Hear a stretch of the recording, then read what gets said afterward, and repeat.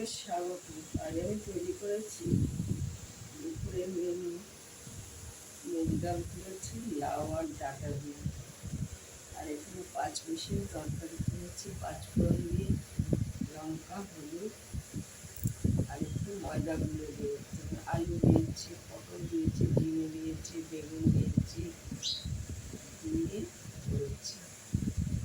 আর এখানে করেছি আলু পটলের তরকারি, বেগুন ঝিঙে সব দিয়ে। এটা করেছি কাঁঠাল বিচি, কাঁঠালের ছোটো ছোটো বিচি ভাজা। আর এটা করেছি এঁচোড়ের চপ। এতে আমি লঙ্কা, হলুদ, জিরে, ধনে ক্র্যাশ করে বেটে দিয়েছি, সানরাইজ শাহি গরম মশলা দিয়েছি, আদা বাটা দিয়েছি, কাঁচা লঙ্কা দিয়েছি, সব দিয়ে বেশ করে মেখে তারপরে ময়দা একটু মাখিয়ে বেসনের গুঁড়ায় ভেজেছি। ভালো লাগলে লাইক করুন, শেয়ার করুন।